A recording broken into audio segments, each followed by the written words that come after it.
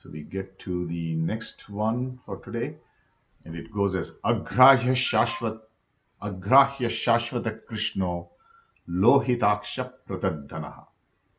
Krishna, or one who is dark blue in complexion. Just to get this. Oops.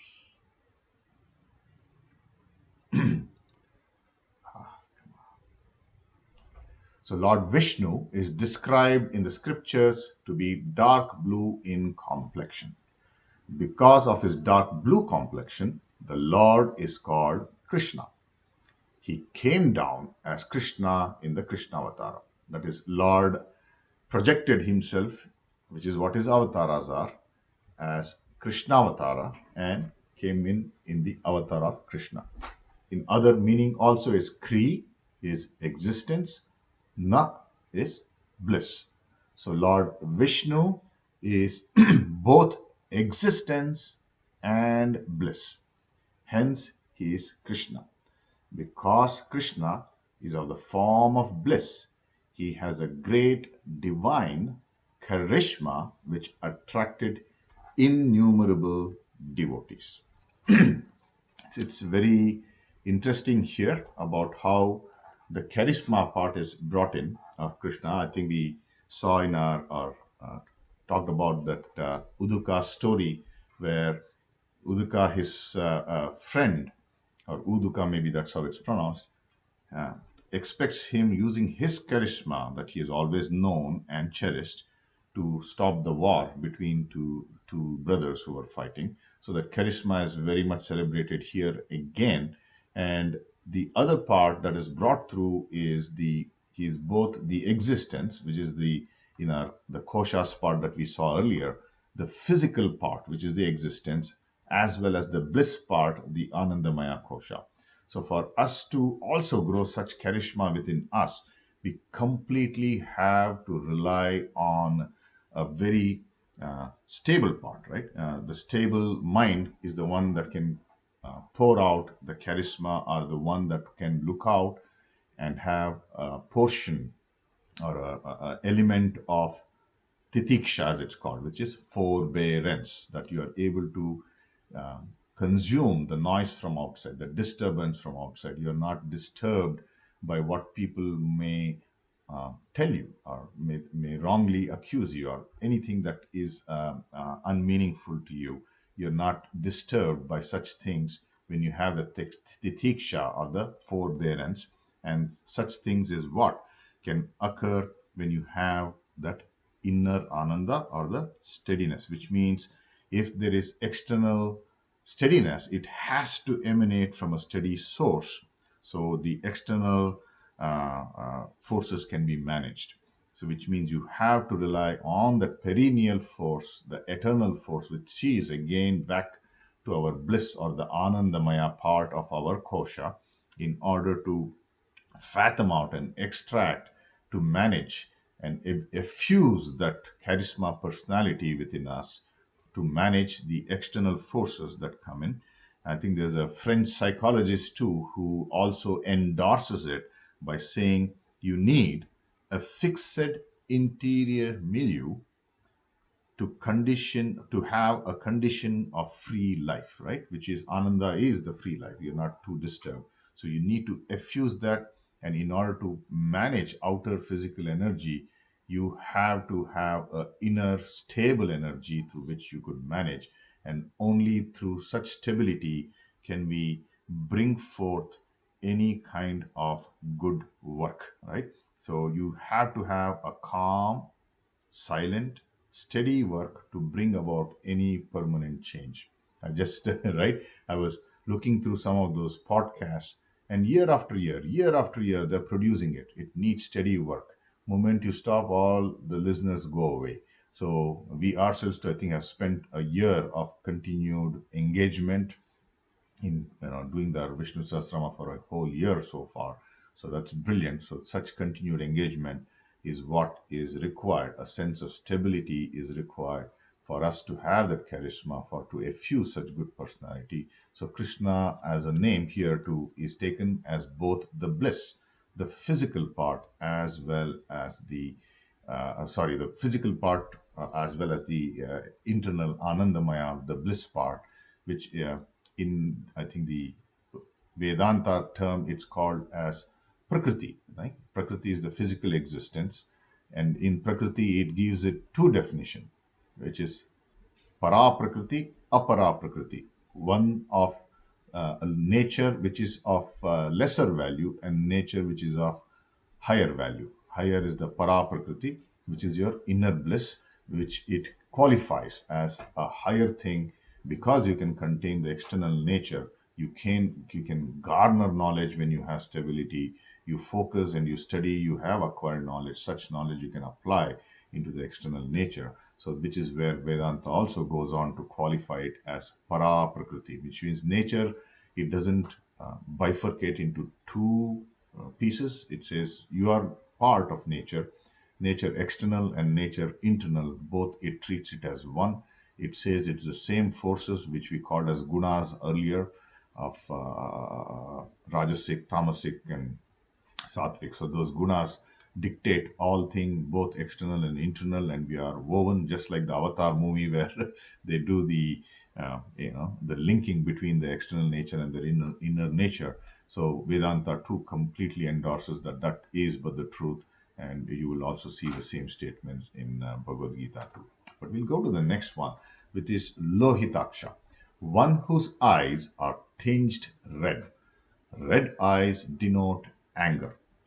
Normally, the Lord has no anger. The only time he shows any anger is when the evil minded person trouble the virtuous one. This is very interesting. So at one point, we had Krishna, which we said is bliss, is also the physical force, and from bliss, which is peace, friendliness, charisma that we talked of, suddenly you have a dead opposite. Lohitasha is like he's with red eyes. How how very incongruent it seems to be, right? If we again go back to, oh, we are a country who perhaps have grown through non-violence, right? So Gandhiji promoted whole non-violence. So what is this anger? How come anger is coming into in the pursuit of bliss? So that becomes a very intriguing thing for us to really question. I think any emotion is not bad. It just needs to be sharpened and shaped to build our character, is what I would say. So any emotion, including anger, has got a great place in human life.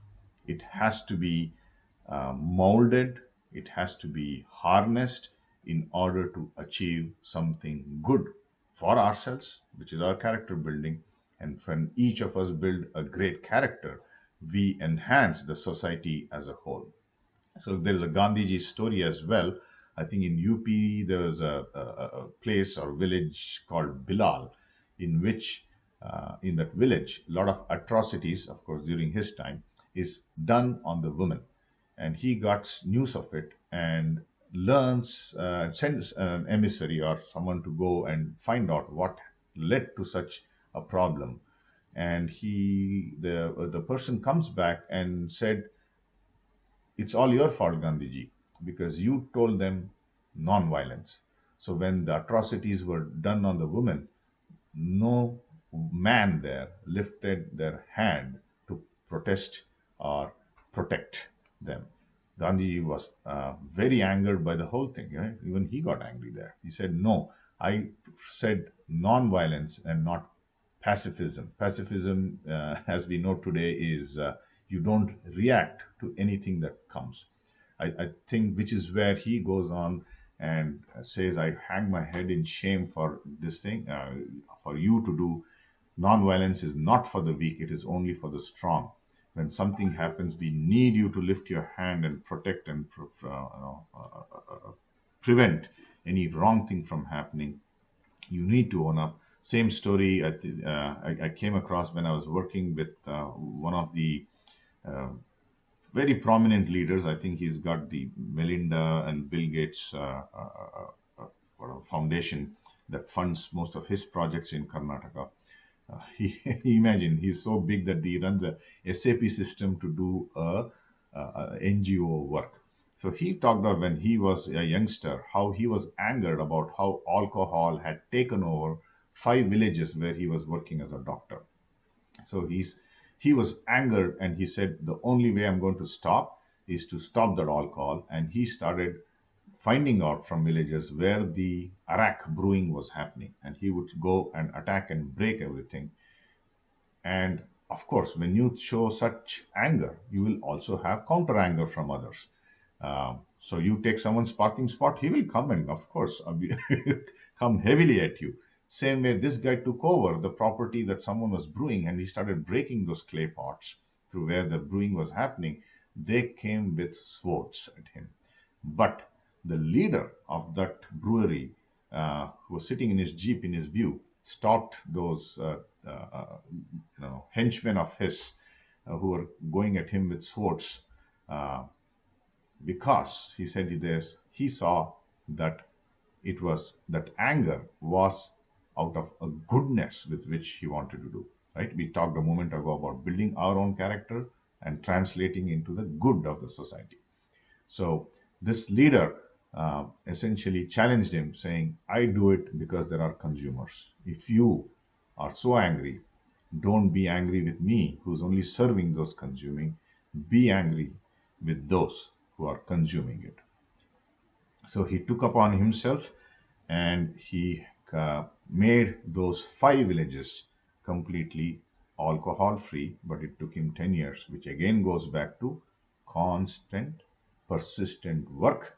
And for all of us to achieve it, we have to have that inner milieu. That's that psychologist has told you have to have a fixed interior milieu in order to be free, in order to be productive, in order to make changes to the society by bringing forth our own strong character in whichever way and engage into the external forces when you see something wrong and try to correct it in 1 inch, a little inch, 1 inch at a time.